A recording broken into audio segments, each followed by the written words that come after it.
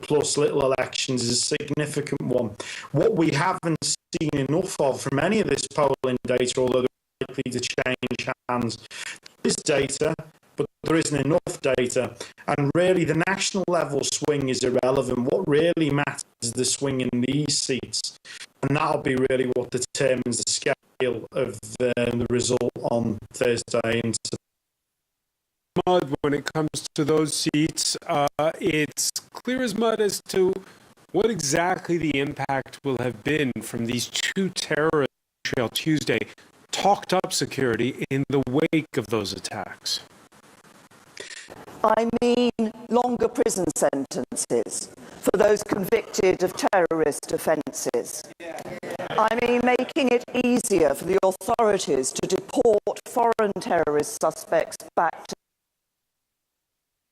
the freedom and movements of terrorist suspects when we have enough evidence to know they are a threat, but not enough evidence to prosecute them in full in court. And if our human rights laws... Alex Dean, what does she mean? Well, we in our country have had a series of attempts to deal with those accused of terrorism, but without adequate evidence that can be presented in court for some time. We had control orders, which were instituted by the Labour government, control orders by, first of all, the coalition government of Conservatives and Lib Dems, and now the Conservatives governing alone. But she certainly, first and foremost, means that those against whom the government does not have a criminal standard of proof, who are born abroad or have on some kind of lower test than the current test for deportation.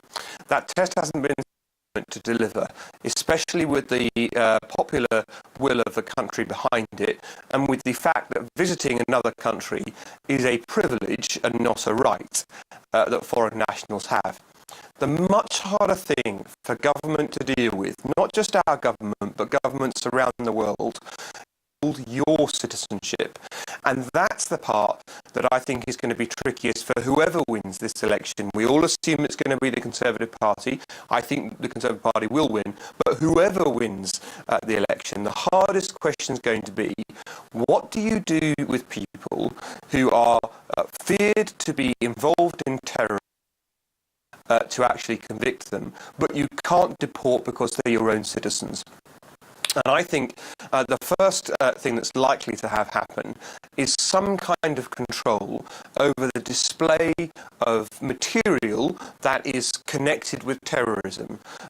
For example, it was documented last year that a number of people were being told they couldn't do it and were not being prosecuted because it was no offence.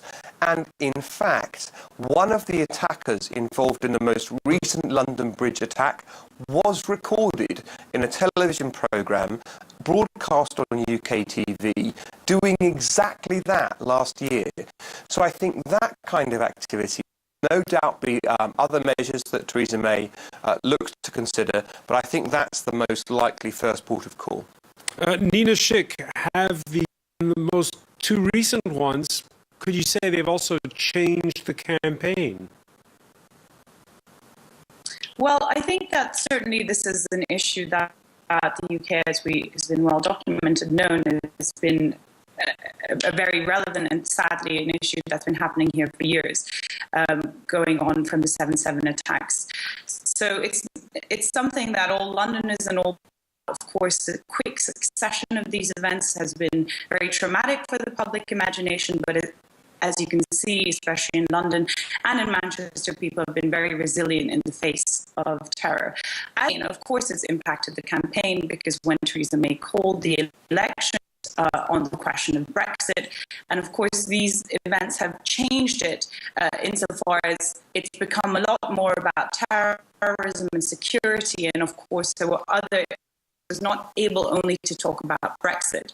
Interestingly, because this election has become about personalities, Theresa May versus Jeremy Corbyn, she's been criticised, Theresa May has been criticised as her role as Home Secretary secretary when she obviously had to make some cuts in the United Kingdom, that she may have had some responsibility in some way for these attacks. Now, that's of course a line that who would you feel safer with? Would it be the Conservatives or Labour? People would say Conservatives.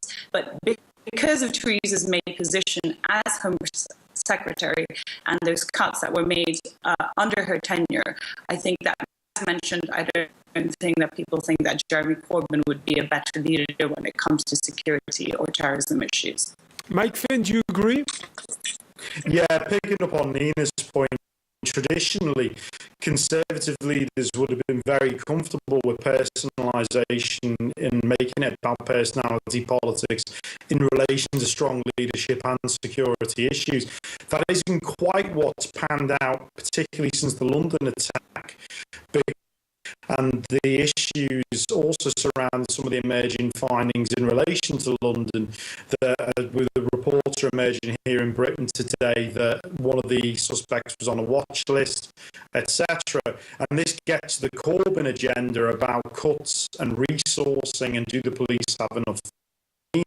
That whilst that plays well in terms of a Corbyn script, in terms of, you have to look at May's record and so forth, at the same time, Corbyn has his own issues, as Alex alluded to earlier on, in terms of his conversations with particular individuals in Ireland and in Palestine and elsewhere. And so it may damage her going forwards in relation to the security agenda rather than cost of the election.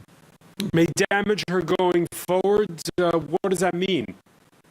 Well, I think the issue is that these issues, now they've been raised with the election by any means, it may well be that voters, as my colleagues have intimated, don't feel comfortable with a Labour leader, and particularly Jeremy Corbyn, in light of security issues.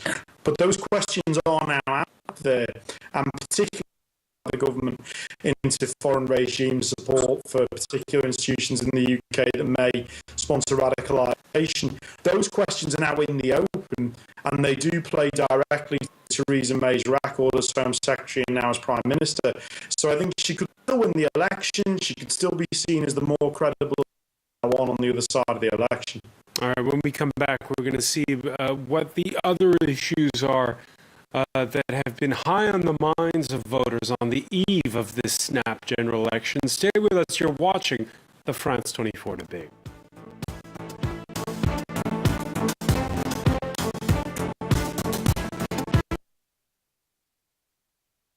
For the results of this